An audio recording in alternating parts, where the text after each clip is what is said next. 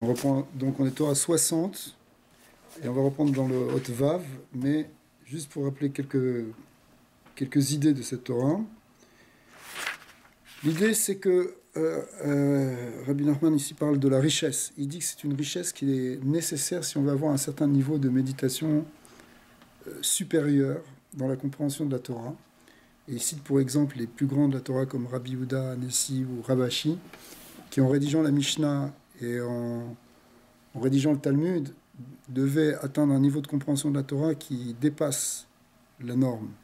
Parce que c'est pas simplement qu'ils devaient comprendre un sujet, ils devaient comprendre tous les sujets avec toutes les dorotes des Chachamim qui avaient enseigné ce sujet, ils devaient tout maîtriser, absolument tout. Pour être sur ça, il faut qu'il y ait une richesse matérielle aussi. Comme on voit aussi Moshe Rabbeinu, il s'était enrichi avec les louchot. Quand il avait cassé les louchot, les débris de louchot, ça lui servait pour s'enrichir. Et donc, il y a l'idée ici d'atteindre cette richesse pour atteindre un niveau dans la Torah, un niveau de compréhension dans la Torah. Mais comment est-ce qu'on atteint cette richesse? Cette richesse, on l'atteint en développant ce qu'on appelle Arichut Yamim, c'est-à-dire en développant des midotes de patience, des midotes de gadlout, de grandeur. Et pour ça, il faut avoir de la ira. Et ici, Rabbeinu, il développe toutes les facettes de la ira, tous les niveaux de la ira. On l'a vu un peu en détail, tous ces degrés de la ira. Mais en tout cas, il faut avoir une ira shelema. Et pour avoir cette ira shelema, qui va nous permettre de rentrer dans cette bechina de Arichut Yamim, de devenir zaken, d'être dans ce niveau de gadlout, en fait, qu'on avait défini comme un niveau de keter, tel que Rabbi Nachman l'avait expliqué, de keter, de atik yomin. C'est des hauts niveaux, en réalité, de perception de la Torah. Et pour ça, il fallait arriver donc à la ira, mais que cette ira, elle se faisait par ce qu'on appelle ici la pekidat takarot, c'est-à-dire que quand il y a un accouchement, quand il y a une naissance, il y a forcément des gvurot qui se dévoilent.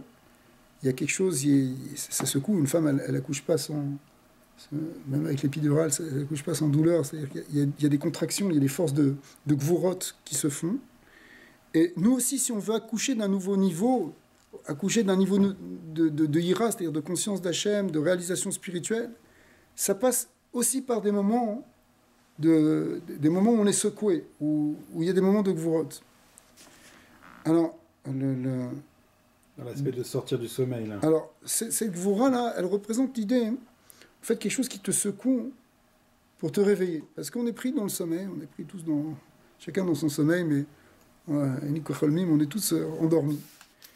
Et voilà, on arrive maintenant à ce qui est développé dans cette Hot Vav, c'est que pour arriver à cette naissance, c'est quelque chose qui va te faire sortir, comme dans un accouchement, quelque chose qui te fait sortir en réalité d'un état léthargique à quelque chose de nouveau, ou d'un nouveau niveau d'éveil, un nouveau niveau de conscience. Eh bien, l'idée ici qui est nouvelle, c'est que ça va se faire en entendant de la Torah, ou en entendant plus exactement des sipurim. Ces sipurim, ça peut être des sipurim de Torah, ça peut être quelque chose qui te parle, et puis ça va aller loin, ça peut aller même jusqu'au sipurim asiot, mishalim kadmoniot, c'est-à-dire des niveaux qui sont même au-delà même de la Torah. D'accord? Comme on sait que Rabbeinu, il a le lien de sipurim asiot, mishalim kadmoniot, ça correspond, si on traduit en français ce que ça veut dire c'est des contes et des légendes. Ouais. Et c'est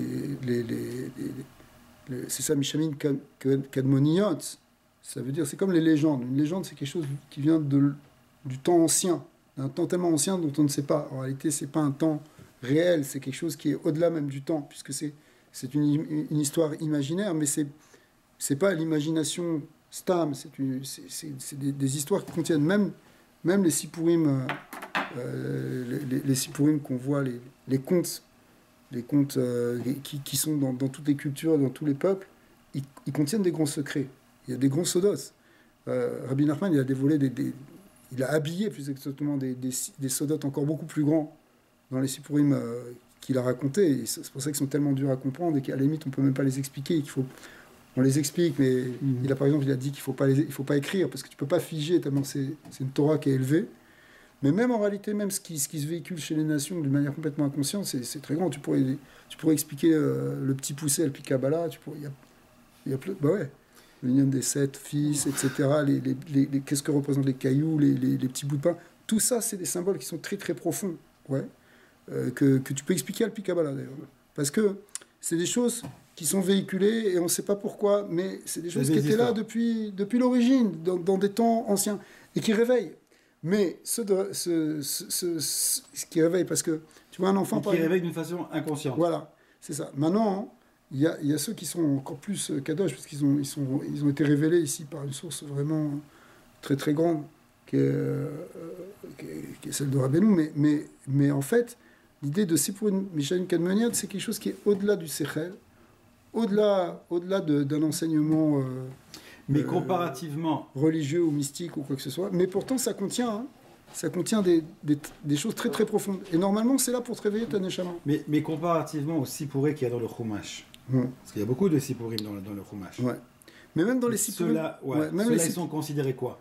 Il en parle ici. C'est-à-dire que les Sipurim de la Torah, quand on te parle de telle histoire, de tel personnage, etc.,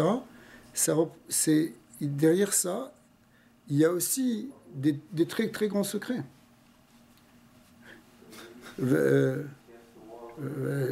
Ashkem Lavan Baboker.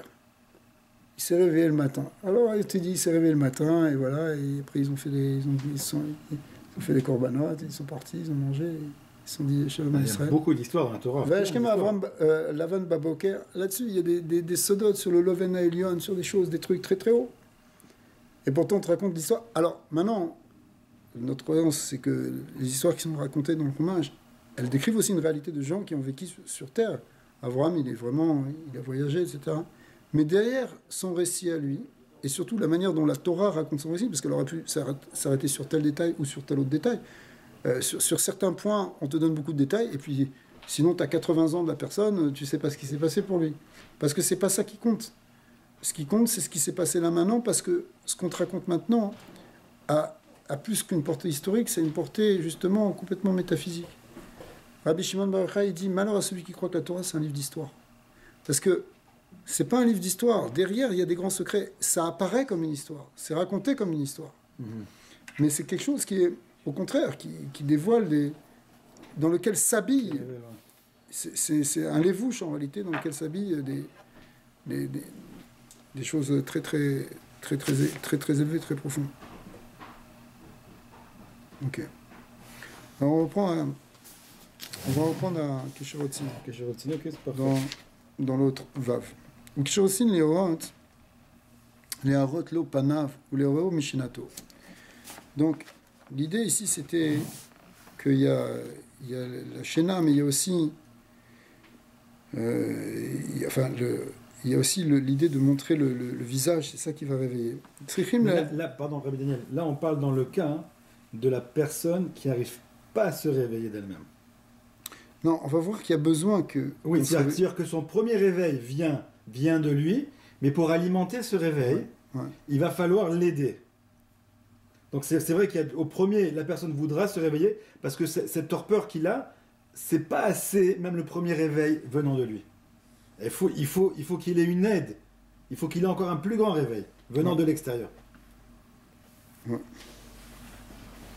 Il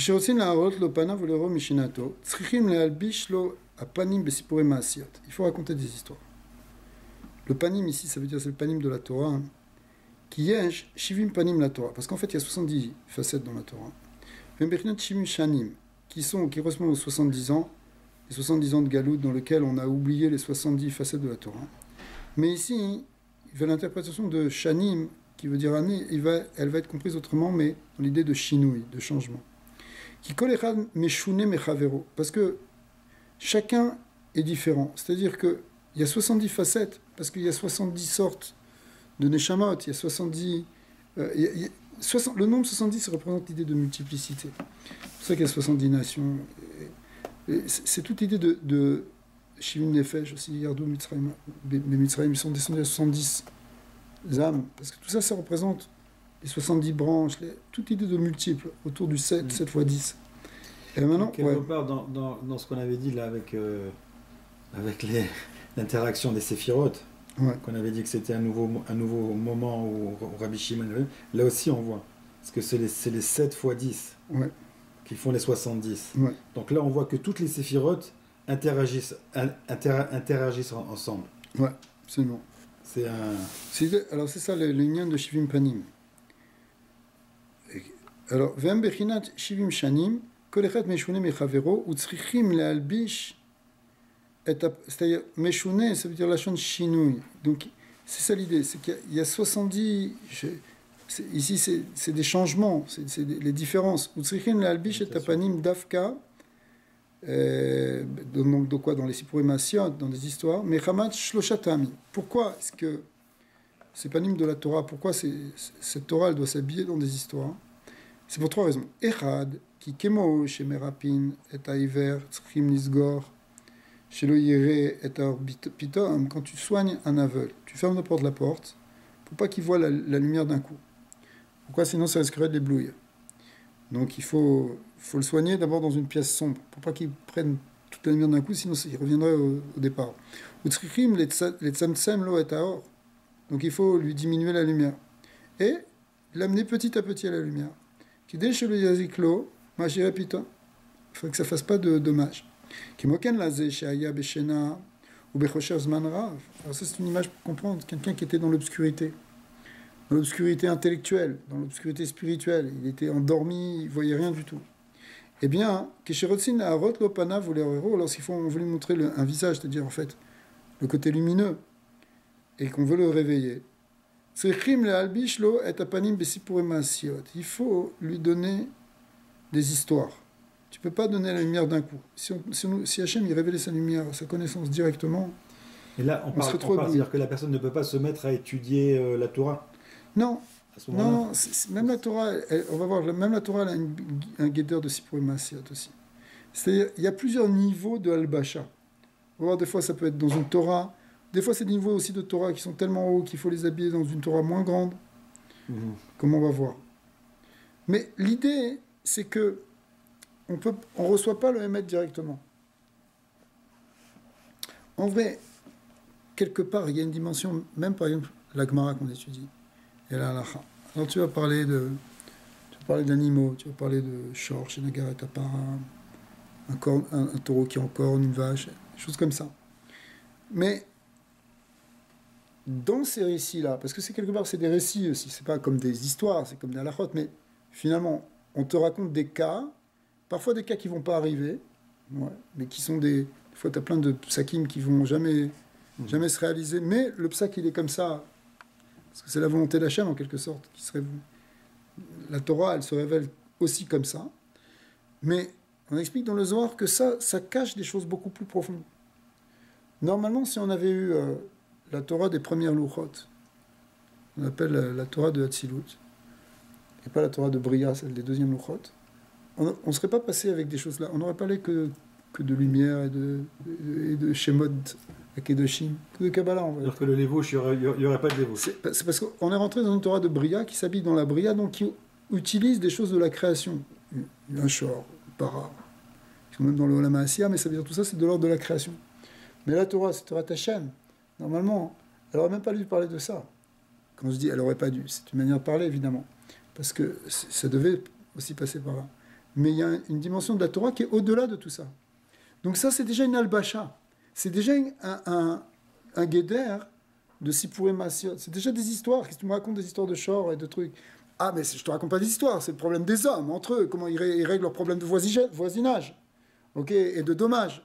Oui, mais même tout ça, toute cette histoire-là, l'histoire des hommes, en quelque sorte, c'est un sipour pour comprendre des choses, pour nous réveiller petit à petit à des choses beaucoup plus grandes que ça. Il y a des mystères sur le Shor, là-haut, etc. D'accord? Qu'est-ce que c'est dans la Merkava? Des choses beaucoup plus élevées. Ok? Dans les séphirotes. Donc, il y a toute la Torah, elle a un guédeur Sipurim Asiot. On explique comme ça. Kedei shelo yaziklo pitom haor, veze bechinat. Alors, kemoken laze shaya beshena, je reprends. Quelqu'un qui était endormi, ou bechocher zaman rav pendant longtemps, qui choisit la route lopanav le héros, Tzrichin la albishlo et apanim besipurem maasiot. Il faut raconter des histoires. Kedeshelo yaziklo pitomao, pour pas que la lumière elle fasse trop mal. Si tout d'un coup on nous sortait des sodotes trop élevés, on ferait une jurata kelim, ce serait un ribouille or. Donc il faut une albacha. Plutôt c'est faire un tzimtzum au niveau de cette lumière qu'il reçoit. Voilà. Mais comment tu fais ce tzimtzum? Cette rayout qui reçoit, il ne peut pas recevoir une grande... Chazak. Mais le tzimtzum ici, il est décrit comme une albacha. Parce que le levouche, c'est un tzimtzum. Quand tu mets un voile, tu mets un vêtement, tu caches. Par exemple, Moshe Rabbeinu, quand il est descendu il est obligé de mettre un masvé, il est obligé de mettre un écran devant lui, parce qu'il y avait trop de lumière. Okay. Alors, mais c'est vrai pour tout, c'est-à-dire que la lumière d'Hachem, elle est cachée depuis le début de la création, depuis le Tzimtzum Rishon. Le Tzimtzum Rishon, c'est un malbouche, on le voit aussi, enfin le Tzimtzum Sheni, ou le Tzimtzum qui est avant le Tzimtzum Rishon, il y a encore d'autres niveaux, d'après d'autres élèves du Harizal. Ces degrés-là, c'est vu comme ce qu'on appelle le Olam HaMalbouche, le monde du malbouche, c'est-à-dire le Tzimtzum est vu comme un malbouche. Un vêtement, c'est quelque chose qui voile, donc c'est quelque chose qui contracte la lumière, qui la limite. Parce que si on remonte a priori la chayout de l'homme, ouais. Elle peut passer soit, c'est-à-dire elle passe à travers les séphirotes. Ouais. Okay, elle passe à travers les séphirotes, mais il faut que la personne soit en axe avec ces séphirotes pour la recevoir dans le système séphirotique. Ouais. Pour qu'il y ait le guilo, que la personne ait la reconnaissance que le or vient d'Hachem, que sa subsistance vient d'Hachem et tout ça. Donc il est parfaitement aligné avec ça. Ouais. Mais quand il n'arrive pas, c'est-à-dire il n'arrive pas à son... Parce qu'il n'est pas du niveau, comme la plupart de tout le monde, n'est pas non, mais tu as besoin de courant. Tu es endormi. Parce qu'on l'a dit avant, qui Chochma, ouais. c'est elle qui donne la chayout à son Baal. Ouais. La vitalité provient de la Chochma, ouais. La Chochma des choses. Donc c'est justement, c'est un dévoilement de Chochma, un dévoilement du Panim. Ce dévoilement de Chochma, hein, c'est lui qui va donner cet éveil. C'est ça qui va le réveiller. Ouais. Mais l'idée, c'est que tu peux pas... Il faut que tu le filtres. C'est comme... Si ton téléphone, il est complètement déchargé, il faut que tu le recharges. Mais tu le recharges, tu vas prendre un truc en 12 volts. Si tu n'as pas un transformateur qui te fait passer du 110 ou du 220 au 12 volts, ça marche pas. Et que tu branchais directement ton téléphone, il va brûler. Donc, il y a un transformateur qui va réduire le courant, qui va le filtrer en quelque sorte. Il va en prendre que ce qui est, pour donner une image un peu simple, il va en prendre que ce qui est nécessaire, ce qui est bon pour ça. Il ne faut pas plus que 12, attention, ne lui donne pas du 120. Tu vois ? Donc, c'est comme un tzimtzum. Alors, c'est pareil, ici, on te dit, ok, pour réveiller quelqu'un, il a besoin d'énergie. Mais cette énergie-là, il faut trouver un filtre pour la canaliser et pour la véhiculer pour qu'elle soit supportable par celui qui va la recevoir. Alors c'est quoi ? Ici le filtre, c'est en fait, on va voir, tout dépend de la parole, tout dépend... La connaissance, elle est véhiculée par une parole. C'est pour ça que la Torah, c'est une parole de la Torah. Après, on va voir un peu plus loin le lien de Troufa, qui est le lien du P, de la bouche. La Torah, c'est celle qui vient... Alors, qui vient par la parole, elle véhicule la lumière. Donc il faut que cette parole, elle soit adéquate. Et c'est quoi ici ? C'est l'idée de sipour, d'histoire. Mais Davka, c'est sipouré Massiot, ouais. S'adresse à des gens qui sont d'un niveau, qui étaient dans la Shena, qui se réveillent, peu importe. Mais on est tous dans la Shena. Ouais. C'est ça qu'il faut comprendre, c'est que on part tous de la Shena. Adam Harishon, il s'est endormi, il est tombé dans une tardéma. On est tous en train de sortir de cette tardéma. On est tout le temps en train de s'endormir. Alors, par rapport à un niveau supérieur, on est endormi. C'est sûr qu'on peut considérer qu'on est plus réveillé qu'on l'était peut-être, je ne sais pas, il y a quelque temps, ou qu'à un moment de notre vie, mais malgré tout, toujours une c'est bien sûr. On a vu, c'est-à-dire, même quelqu'un qui a l'impression qu'il est dans la Torah, etc., on a vu qui prie, qui étudie, etc., et pourtant, ça se peut qu'il fait ça d'une manière complètement habituelle, et ça s'appelle qu'il est en plein sommeil, il nous a dit. D'accord ? Donc, l'éveil, alors pourtant, il se sent peut-être plus éveillé que ce qu'il était, par exemple, avant de faire tchouva, on va dire. Mais malgré tout, il dort à un certain niveau, il s'est endormi sur quelque chose. Et donc, il faut s'éveiller, il faut qu'il y ait un nouvel accouchement à chaque fois. C'est cette idée-là d'accouchement qu'il y a. Mais ceci pourrait m'assurer. C'est une nouvelle naissance. Ouais. Mais ce qui va te réveiller, c'est d'entendre quelque chose. Tu écoutes un chiour qui te réveille, tu vois. Tout d'un coup, il y a un chacham qui vient dans la ville, il fait une dracha. Ouais, ça t'a touché une nekuda qui t'a réveillé. Ça peut être, tu lis un livre aussi. Tu entends un cours, tu fais quelque chose. Mais tout ça, c'est des mots. Et c'est des mots qui te racontent quelque part une histoire. Parce que, mais c'est comme une ségoula, plus ou moins, c'est Sipurei Massiyot. Ouais, alors, c'est comme un peu ségoula, cette histoire. Mais ici je pense que le Inyan de Sipurei Massiyot, c'est de manière générale. Après, il va parler des Sipurei Massiyot, Mishanim Kadmaniot. Ceux qui sont... Je vais te dire, ça c'est le remède suprême. C'est les choses les plus... Parce que là, a priori, il parle de ce hors de Hatik. Oui, ce hors de Hatik qui va descendre de Hatik à la personne qui est en bas. On va y revenir. Mais pour l'instant, il parle de manière générale. Okay. Il parle de manière générale. Qu'est-ce qui réveille quelqu'un d'une manière en tout cas naturelle? C'est des histoires. C'est-à-dire, c'est des mots. C'est un concept qui va être véhiculé. C'est un tridouche, ça. Parce que tu vas parler à d'autres personnes, ils vont te dire, mais de quoi tu parles? Ce qui réveille la personne, ça va être le limud Torah, ça va être ceci, cela. Et là, on va te dire qu'est-ce qui réveille la personne, c'est Sipurei Massiyot. C'est une nouveauté. Ouais, parce que c'est encore plus quand ça prend une dimension de Sipur. En fait, encore une fois, toute la Torah, elle peut être vue comme un Sipur Massiyot. Mais on a vu que même quelqu'un qui a vu la Torah peut être endormi. Mais on dit pourquoi la Haggadah, elle est mochère. La Haggadah, elle attire. Parce que tu écoutes une histoire de tzadikim, ça te réveille. D'accord ? Tu peux déjà être très éveillé dans ta Avodat Hashem, pourquoi pas, en étudiant la Torah, mais ça se peut aussi que ta Torah, c'est devenu une habitude, c'est pas, t'es pas dans une recherche nouvelle, t'es pas dans quelque chose qui t'éveille vraiment. Et tu as besoin d'entendre un récit, tu as besoin d'entendre quelque chose qui va te... Megillat Esther, Purim. Ouais. Par exemple, Megillat Esther, c'est fait pour nous réveiller. Ouais, ça c'est un très bon exemple. Même le lien de Hanouka aussi. Ouais. Le récit de la guerre, le récit du miracle.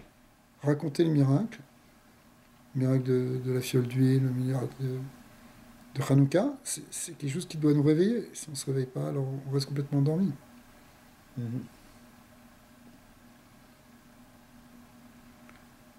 Ok. Veze bechinat, ani betzedek echeze panecha. Moi, dans la justice, je verrai ta face. La suite du verset de Tehillim, il dit Ashabea be'akitz tmunatecha, ça veut dire je me rassasirai éveillé de ton image. Alors, tzedek, il te dit, le mot qui est marqué tzedek, ou bechinat levushin. C'est un rapport, il y a un rapport entre le mot tzedek, qui veut dire juste, justice, et levushin, les vêtements. Pourquoi? A priori, on ne voit pas le rapport. Mais il y a un passouk dans Iyov qui dit tzedek lovashti, je me suis habillé de justice. C'est Dieu qui parle comme ça. Et ça correspond à ce qu'on vient de voir dans Tehillim, Ani bet tzedek echeze panecha. C'est-à-dire echeze panecha. On a vu que pour qu'il y ait une vision du panim, le panim d'Hachem se dévoile, pour que quelque chose de plus pnimi se dévoile, il faut qu'il y ait un vêtement. Et on voit que ici, dans ce verset, c'est quoi qui permet la vision la vision de ce panim? C'est le tzedek. Et d'un autre côté, on voit que tzedek égale levouche dans Iyov. Donc, effectivement, ça correspond bien. Et nous, c'est quoi? C'est que les vushim, ils permettent d'avoir une vision du panim. C'est les vushim qui sont les sipurei massiyot, n'est-ce pas? Alors, Azai, alors la suite du passage qu'on a dit, c'est SBA Beakitz Munatecha. Littéralement, je me rassasirai de en fait, de la contemplation de ta face par rapport à ce qu'on a vu avant, qui est quand on sent au moment de l'éveil. Qui az yachol lirot acharkar beakitz. Après ça, on peut voir de manière éveillée. Deinu keshe mekitzin ou meorim oto be'ashena. Lorsqu'on réveille quelqu'un du sommeil, qui lo yaziklo aor pitom, puisqu'on a vu que la lumière, elle ne va pas le frapper d'un coup. Vatam hasheni. Alors ça, c'était le premier tam. Il a dit le premier tam pour lequel il faut habiller ça dans des histoires. Donc, parce qu'effectivement, on va avoir... Il a ramené quelques versets pour prouver que, grâce à ce vêtement-là, qui est les vêtements des histoires, on va pouvoir avoir une vision, un éveil de la vision d'Hachem. Vata macheni, qui tsarir le albish, kede shelo yitachezu achitzonim. Il ne faut pas que les chitzonim, c'est-à-dire les forces négatives, elles puissent se nourrir de ça. C'est-à-dire que quand il y a trop de lumière d'un coup, il y a ce qu'on appelle une achizat achitzonim. Et ça va être lié avec la troisième raison, vatam ashlishi, qui achitzonim aochazim bo, les chitzonim qui sont là au moment où on dort, le yanichu auto latset, ils t'empêchent normalement de sortir du sommeil. C'est-à-dire que tu es pris dans... On est quelque part prisonnier. Pourquoi on est en sommeil? On est prisonnier de forces qui nous dépassent, qu'on appelle ici des chitzonim, des forces extérieures, des forces de l'extériorité ou des ténèbres. Et quelque part, on en est prisonnier. On est pris dans un yetzara. Des fois, tu es pris dans un yetzara, tu n'arrives pas à t'en sortir. On est tous comme ça. Même si c'est un yetzara caché, mais tu n'arrives pas à t'en sortir. Pourquoi? Parce que elles empêchent de sortir. Alken sarir le albish et panav. Donc il faut amener cette lumière qu'on appelle ici le panim, ce visage qui est le visage lumineux. Et il faut l'habiller, qu'aider les chanoto, chez loïou makirim bo, bebechinat meshane panav patashlicheu. C'est-à-dire, il faut faire ici quelque chose de différent. Il faut qu'il y ait un changement, quelque chose qui fait que les ritzonim, ces forces négatives, elles ne vont pas reconnaître. C'est-à-dire qu'il y a un moment où... C'est un machal, ça aussi, parce que forcément. Il y a une dimension de machal. C'est-à-dire que, évidemment, puisqu'on parle de choses qui sont quand même symboliques, les forces de Chitzonut, mais ça correspond à une réalité. C'est-à-dire que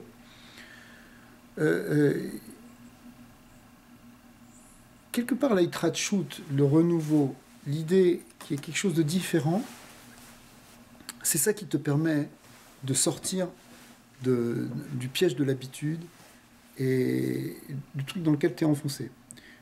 Regarde, la plupart des Yetzirah, de manière un peu plus moderne, on pourrait les définir comme des dépendances.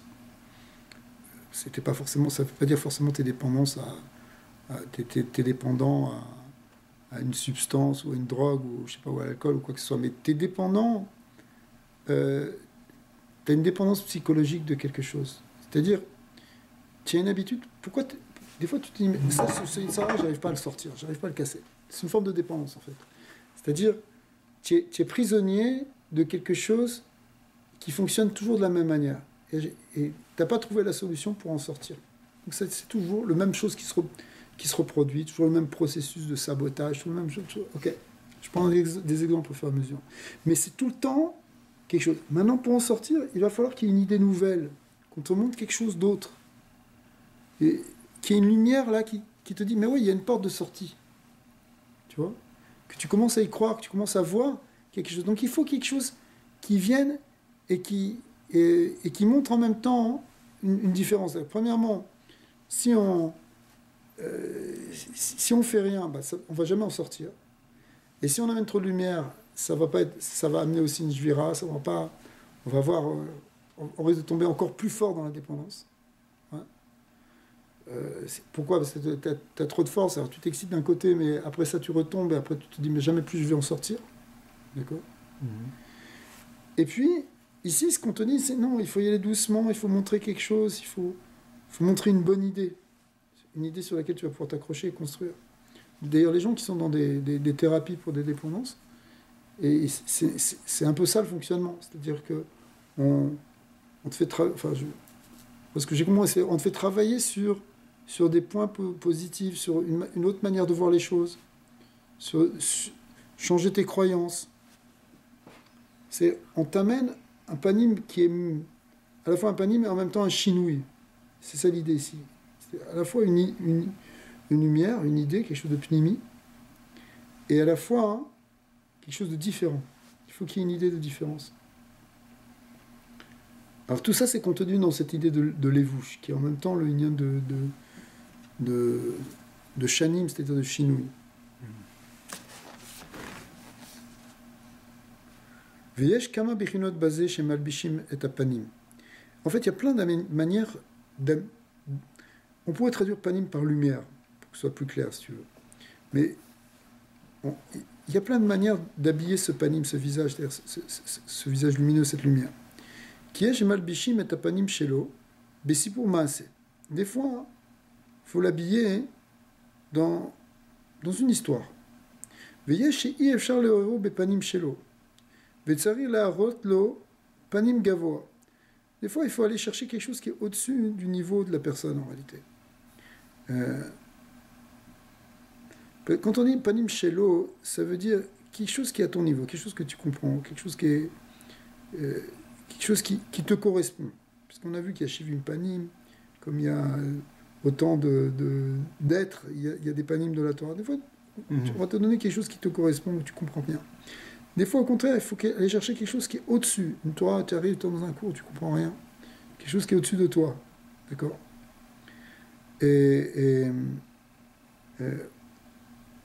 Parce que l'idée, c'est que quand tu dors, ce panim de la Torah, il repart en quelque sorte. Donc là, on est en train de te le redonner. D'accord ? C'est comme dans l'idée du galop. C'est les shivim panim.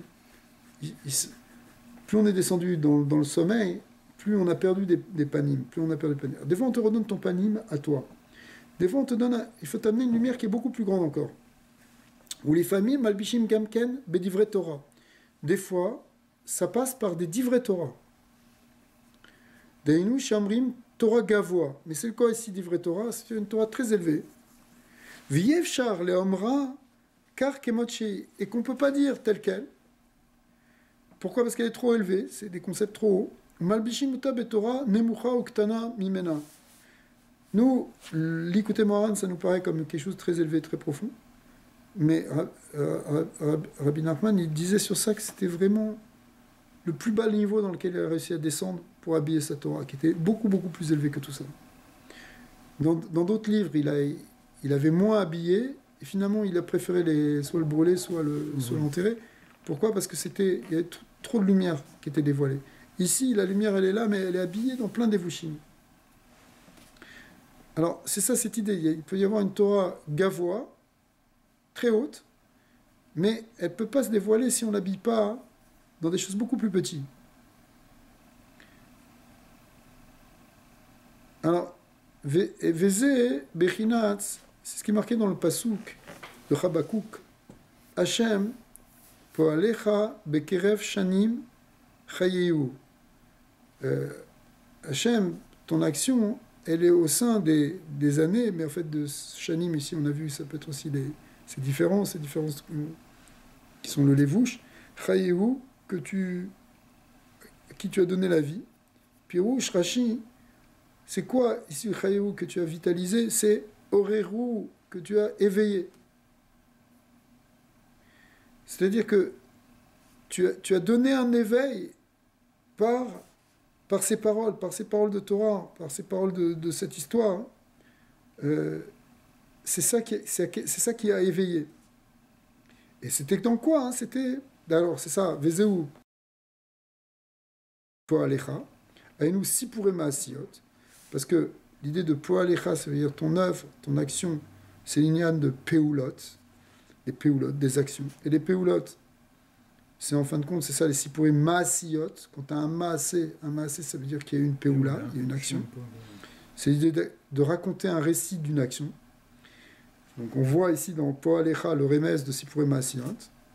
Et Bekerev Shanim, au sein des Shanim, des années, mais en fait, Aïnou Bechinat Maasiot Shel Shivim Panim, Shem Shivim Shanim Kenal, qui sont ces 70 ans, qui sont en fait, tel qu'on l'a expliqué ici, ces 70 facettes, différences toutes ces différences qui sont, c'est-à-dire toute la multiplicité des manières de raconter la chose, si tu veux. Aïnou, chez Meurimoto, à l'idée, c'est pour Emasiot. C'est ça l'idée, qu'on réveille quelqu'un avec 10 histoires, chez Nbekerev Shanim, qui sont au milieu de ces Shanim. Aïnou, Amasiot, chez la Shivim Panim Kenal, c'est-à-dire ce qui vient des Shivim Panim de la Torah, qui sont là pour nous réveiller, qui vont nous donner, qui sont Chaïou, qui venaient pour nous vitaliser, qui vont nous donner en même temps l'éveil. Eh bien, tout ça, c'est au milieu, ça se passe par ces Sipur et Maasiyot, par ces histoires qui correspondent aux Shivim Panim, etc. Donc, encore une fois, l'idée, c'est que Hachem, il donne une lumière qu'il habille dans une histoire pour nous réveiller. Aval yesh nafal mikol hashivim panim. Mais certains, ils sont tombés très très loin de la Torah. C'est-à-dire qu'ils ne sont plus touchés du tout par la Torah. C'est ça ce qu'on appelle être tombé des shivim panim de la Torah. Il n'y a plus de facette de la Torah qui te parle. Achi efshar leorero beshum panim. Tu ne sais plus comment réveiller cette personne. Alors il reste la dernière chose. Vas-y, tu veux le dire. Qui im aliédé sipure maasiot shel shanim kademoniot. Celle dont on parlait tout à l'heure.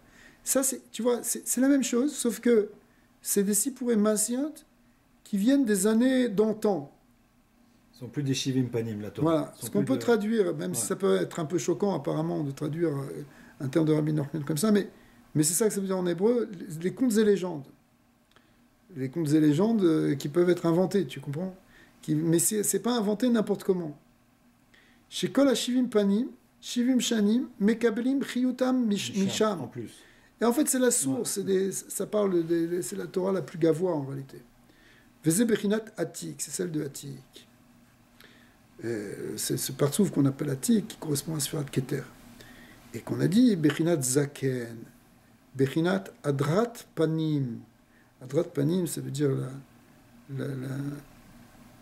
la beauté du visage, enfin, le kavod du visage. Chez Kol HaShivim Panim Mekabelim Chayutam Vidur Mizeh. Atik Yamin, c'est un partsouf qui est fait des 7 sphirotes inférieures de Malchut de Adam Kadmon. Donc, sans faire trop technique, ça veut dire que c'est 7 sphirotes. Atik, c'est 7. Et c'est pour ça que ce 7, il a l'origine de tout. Atik, c'est 7. Parce que Atik, Atik, c'est 7 sphirotes. À partir de Gvura Chesed. Ouais, exactement. Okay. En réalité, les 3 supérieures, elles prennent un autre nom. Elles s'appellent Radla, Reshad, Elohit, Shada. Elles sont encore au-delà. Mais pour l'instant, on n'en parle pas. Mais je pensais que Atik, c'est Keter. Ou c'est Bechinat Keter. C'est la Keter, Bechinat Keter. Mais c'est la pnimiut de Keter. Cette pnimiut de Keter, elle vient d'un niveau qui est au-delà de Keter. Okay. Qui s'appelle, au-delà de Keter de Hatzilut, il y a un autre monde qui commence et qui s'appelle Adam Kadmon. Et en réalité, le plus bas d'Adam Kadmon s'appelle Malchut d'Adam Kadmon. Maintenant, la partie inférieure de Malchut d'Adam Kadmon, c'est-à-dire les 7 sphirotes inférieures de Malchut d'Adam Kadmon, s'habillent dans le Keter, et c'est ça, cette pnimiut de Keter, c'est ça qu'on appelle Atik. Okay. Atik, c'est les At, Sheva Tartonot, les 7 sphirotes inférieures de Malchut de Hak. D'accord, de la Malchut d'Adam Kadmon. C'est pour ça que après ça, ça va descendre dans les partsoufim. Le nombre de 70, on va le retrouver dans Zeran Pin et Malchut, qui font 6 et 1, 7, les 7 jours de la semaine, etc. Mais l'origine du 7, l'origine des 7 jours de la semaine, l'origine des Sheva Yamim, c'est ça, Atik Yomin, il est à l'origine des jours, des 7 jours, du temps, etc. C'est quoi hein? C'est ces 7-là. C'est pour ça que les Shivim Panim de la Torah, qui vont venir après, dans Baveima, dans Zun, ces Shivim Panim, la source, ils sont dans Atik. Et c'est pour ça que c'est 7, parce que c'est 7 qui va donner ce 70. Alors, c'est pour ça qu'on dit, ici c'est Zaken, Adrat Panim. Alors, et effectivement, regarde quand on dit Sipure Maasiot Shel Shanim Kadmoniot, c'est celui qui est Kadmon, Adam Kadmon, Atik. Atik, c'est un chalek de Hak, en fait. C'est la partie la plus basse. C'est quand Adam Kadmon, c'est quelque chose qui est de l'ordre de l'éternité absolue, il s'habille justement au début de l'origine de la création qui est dans le Keter de Hatzilut. Parce que La création, c'est Bria, mais elle vient de... C'est Hatzilut qui crée Bria. C'est-à-dire que les partsoufim de Hatzilut, toutes les sphirotes, quand on parle de sphirotes en général, c'est d'Hatzilut. Tous ces mouvements qu'il y a dans ces sphirotes, entre guillemets, parce qu'évidemment, on est dans l'unité de Dieu.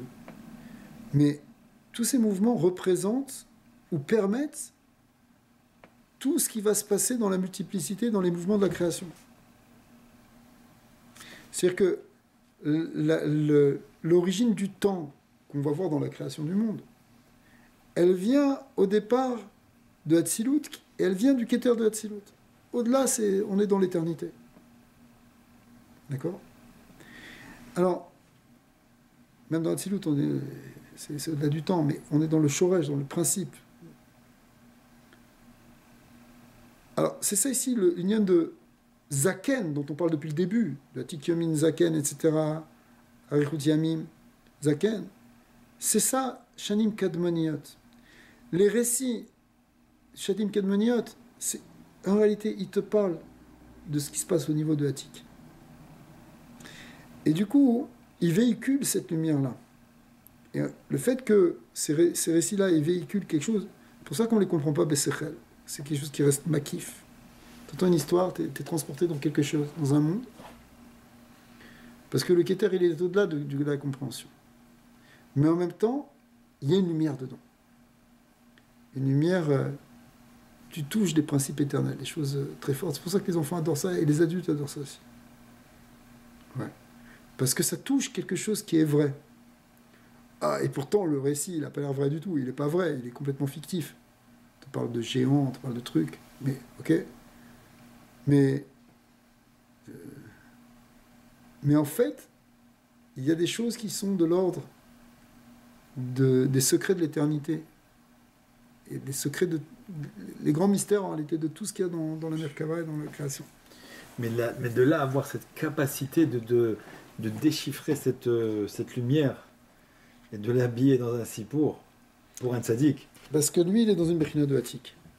C'est seulement celui qui est dans un niveau de Hatik. Je ne sais même pas qu'est-ce qu'on peut déchiffrer de là-bas. Lui, c'est du Roi Kodesh, tout ça. C'est de forme de saga, quoi. On n'a aucune saga de... Oui, parce que si c'était simplement un petit machal pour te parler d'un petit truc, pas d'un petit truc, même d'une grande chose, mais précis, un machal qui représente ça. Ça serait...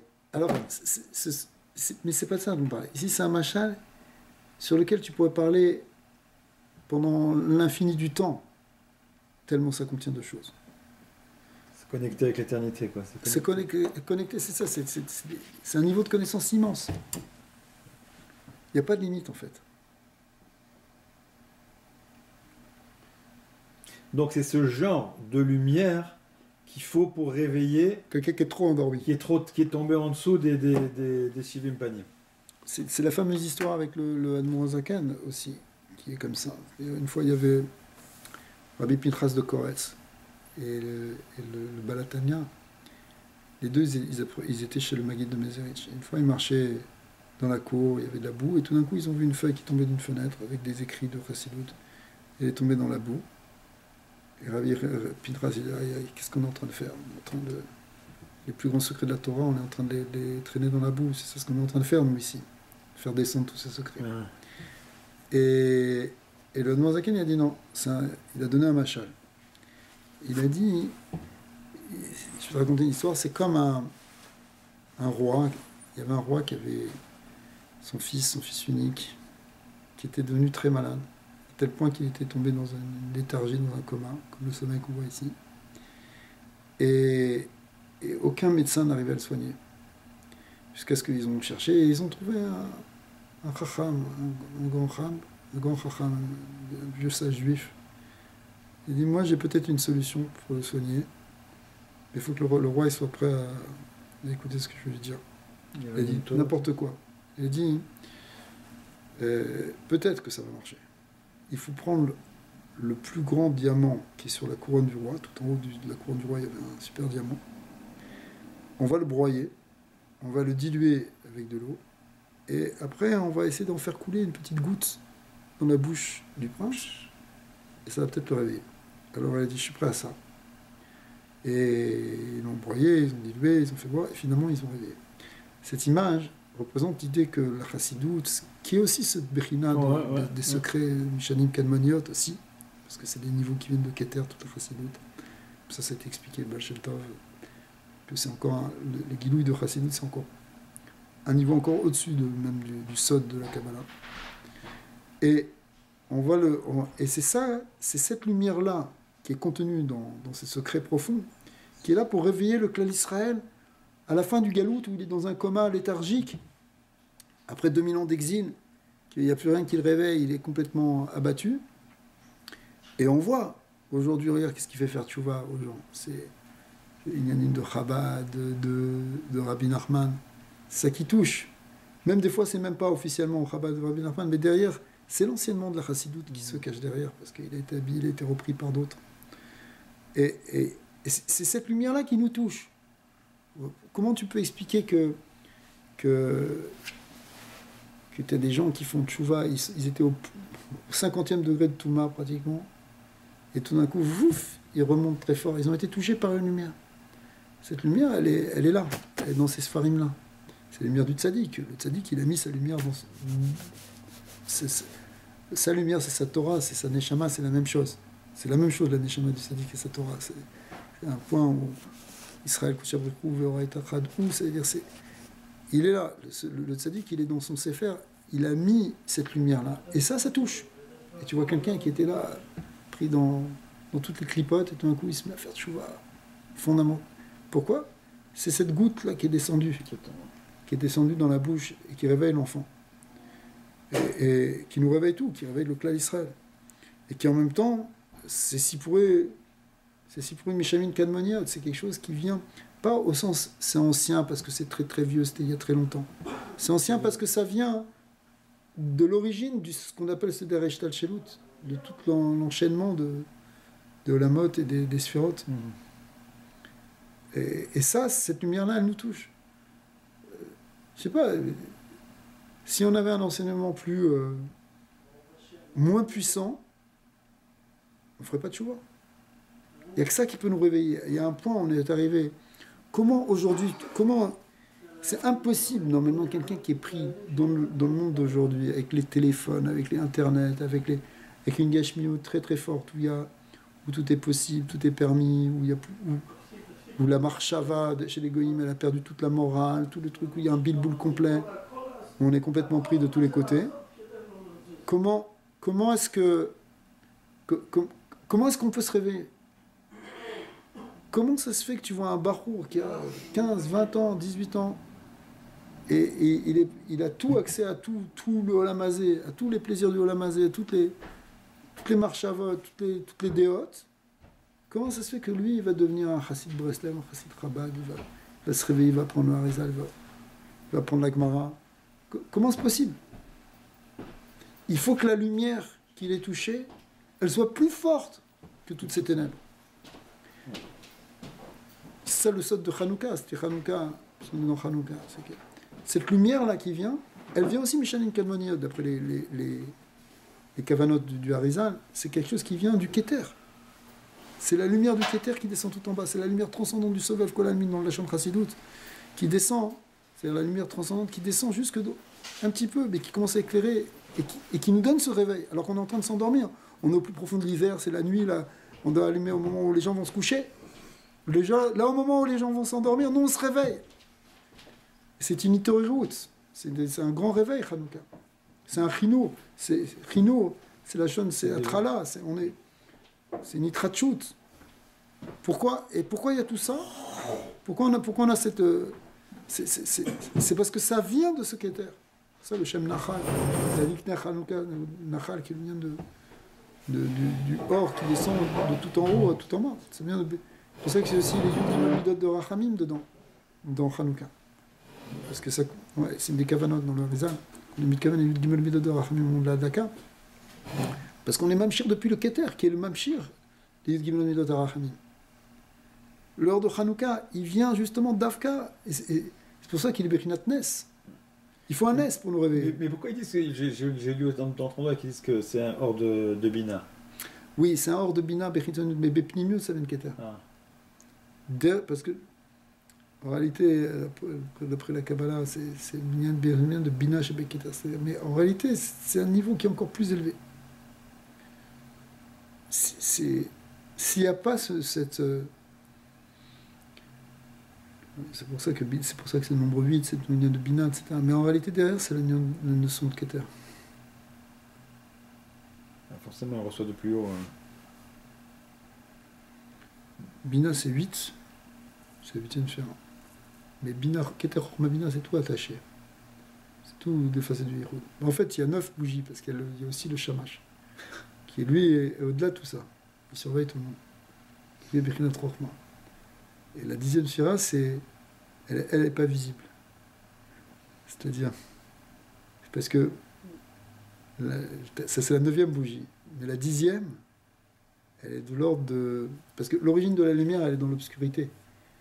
Parce que, si tu veux, la lumière, il y a une source toujours de lumière. La lumière est émise par une source. C'est-à-dire le Or En Sof. En fin de compte, c'est un guetteur de Or En Sof, c'est le lien de Hanouka. Le Or En Sof, il vient du En Sof. C'est ça qu'on explique. Enfin, c'est une des manières d'expliquer. C'est-à-dire que l'essence divine, elle est au-delà. Let marchavat fisabe klal. On ne peut absolument pas la saisir. Dire qu'on ne peut pas la saisir, ça veut dire qu'elle est ukama, elle est complètement noire, dit le Zohar. Mais en réalité, c'est d'elle que jaillit toute la lumière. Tu vois ? La lumière, il faut bien qu'elle sorte d'une source de lumière. Et cette source de lumière, elle est au-delà de la lumière. Elle ne peut pas être visible. L'essence de Dieu, personne ne peut la saisir. C'est ce qu'on dit dans la Pticha de Eliaou. Que l'être marchvat fait sabler, quand on dit qu'il n'y a pas de fissa, qu'on ne peut pas comprendre, c'est au-delà de la lumière. Et ça, c'est quelque part c'est un chidouche. La 10e, c'est le côté invisible. Parce que c'est vrai que la Hanoukia, mais ça c'est d'autres sodotes encore, mais la Hanoukia, elle amène la lumière, mais à un moment elle s'éteint. Mais quand elle s'éteint, elle fait radier une lumière. Hachem, il est encore là. Ouais. Les ténèbres d'en bas, elles sont le reflet des ténèbres positives d'en haut, qui est justement le En-Sof. Quand on dit En-Sof, c'est marqué très clairement dans la plupart des Mekoubalim que le mot En-Sof, qui veut dire infini, il veut dire ce qu'on ne peut pas comprendre. L'infini, ça veut dire ce qui n'a pas de... Hachem, on ne peut pas le comprendre, on ne peut pas le saisir, on ne peut pas le penser. On ne peut même pas le penser. C'est ça le En-Sof. C'est l'incommensurable, l'insaisissable, l'impensable, dans le sens positif du terme. L'ineffable. Alors, mais donc tout ça, ça vient... en tout cas, tout ça pour revenir ou dire qu'il y a aussi un remède dans ça, donc, cette petite lumière qui descend en bas pour nous réveiller. Bon, en tout cas, c'est pas exactement le sujet non plus, Renaud regarde ça sur ça, mais...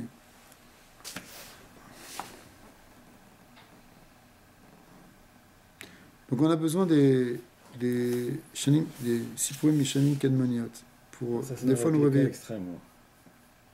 שכל ה-70 פנים, 70 שנים, מקבלים חיות משם. זה בחינת עתיד, בחינת זקן, בחינת רב פנים, שכל ה-70 פנים מקבלים חיות הידור משם. Alors on en est là. וזה בחינת ורב חסד. כי הלומד את... Verav Chesed aussi, c'est bon. Verav Chesed, c'est dans les midot du Gimel Midot de Rachamim.